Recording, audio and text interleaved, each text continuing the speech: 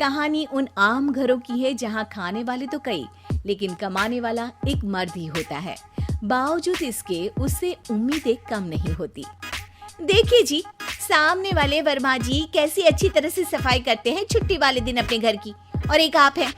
अरे यार, उनके पास कार है, ऑफिस पास में है और हफ्ते में 2 दिन की छुट्टी होती है, तो फर्क तो पड़ता है ना।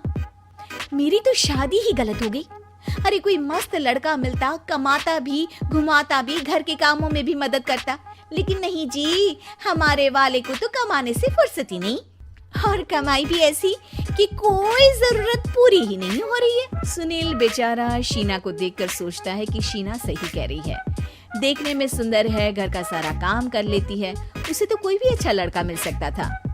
क्या सोच रहे हैं? भागने का इरादा तो नहीं है? अरे नहीं मेरी प्यारी बीबी, मैं तो नहीं, पर डर है कि तुम नहीं कहीं भाग जाओ मुझे छोड़कर। शीला सुनील के मुंह से प्यार भरी बात सुनकर मुस्कुराती है। आप भी ना। सुनील एक दिन ऑफिस से घर आता है कि तभी शीना कहती है, सुनिए जी, वो मेरी सहेली आई थी, सारा दिन वो लोग यहीं थे, अब जा रही थी तो मैंने कहा नहीं नहीं, मेरे पति छोड़ आएंगे ना तुम्हें, तो रोक लिया मैंने। सुनील थोड़ी देर कुछ सोचता है, फिर कहता है, ठीक है, मैं कपड़े चेंज करके आता हूँ। अरे तेरे पति को तो लग रहा है कि अच्छा नहीं लगा।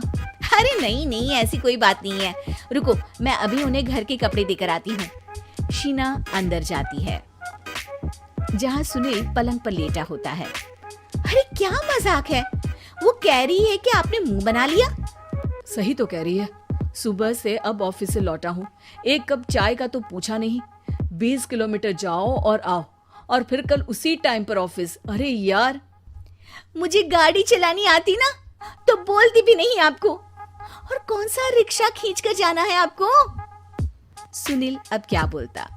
रात देर से आता है और सो जाता है। अगले दिन शरीर दर्द हो रहा है। अरे तो मत जाओ ना ऑफिस, चलते हैं ना मार्केट घूमने, फिर पिक्चर देखेंगे और रात में खाना खाकर घर वापस। सुनील जब सारे दिन की थकान वाला शेड्यूल सुनता है तो वो सीधे सीधे ऑफिस के लिए तैयार हो जाता है। अब आए दिन शीना की डिमांड बढ़ती चली जाती है और सुनील उसको पूरा भी करता, लेकिन एक दिन, ए जी मेरा भाई आ रहा है, उसे 2 लाख रुपए की जरूरत है। हाँ तो मैं क्या करूँ शीना, मेरे पास इतने रुपए नहीं है।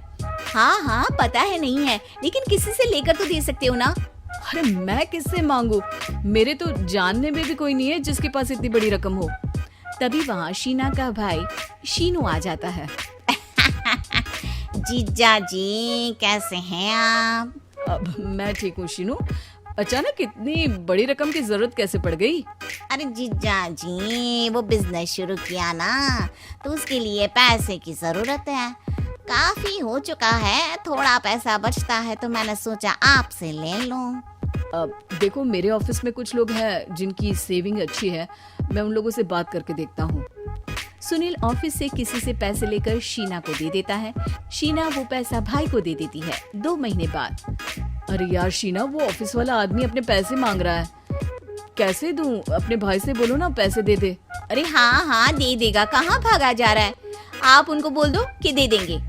थोड़े दिन बाद, शीना वो आदमी मुझसे आज भी पैसे मांग रहा था यार, मैं तंग आ गया हूँ, ऑफिस जाते ही सामने उसका चेहरा दिखता है, क्या बोलूं, बार बार पैसे मांगता है। अच्छा मैं शीनू को फोन लगाती हूँ, बात करके देखती हूँ। शीना भाई को फोन करती है, लेकिन वो फोन उठाता ही नहीं। लगता है भाई कहीं ऐसी जगह है जहाँ नेटवर्क की समस्या होगी। सुनील अगले दिन दोपहर को ही घर आ जाता है। उसका चेहरा उतरा और परेशान सा होता है, वो रोने लगता है। अरे क्या हुआ जी, आप इतना परेशान क्यों हैं? सब ठीक तो है ना? अरे नहीं शीना, कुछ ठीक नहीं है, मैं ठीक नहीं हूँ। तुम्हारे भाई के लिए मैंने जो पैसे लिए थे, उस आदमी ने आज भरे ऑफिस में सबके सामने मेरी बेइज्जती कर दी।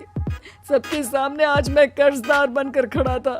मैंने हर वो प्रयास किया घर चलाने के लिए जो मैं कर सकता था, लेकिन अब नहीं होगा। वो फिर रोने लगता है। अरे आप तो औरतों की तरह रो रहे हैं, मर्द हैं आप। क्यों, आदमी के सीने में दिल नहीं होता, या फिर वो इंसान नहीं मशीन होता है? अरे मैं थक चुका हूँ शीना, तुम समझती क्यों नहीं? मैं भी शारीरिक और मानसिक रूप से थकता हूँ, मैं भी आराम करना चाहता हूँ, सुकून चाहता हूँ। मैं अब कुछ नहीं कर सकता। कुछ नहीं। वो बैठ जाता है। शीना पति को हैरान परेशान देखकर चुप हो जाती है। अगले दिन, सुनिए, ये लीजिए 2 लाख रुपए, उस आदमी को दे दीजिए और बोल दीजिए कि आज के बाद किसी को पैसे के लिए बेइज्जत ना करे। सुनील पैसे देखकर राहत की सांस लेता है।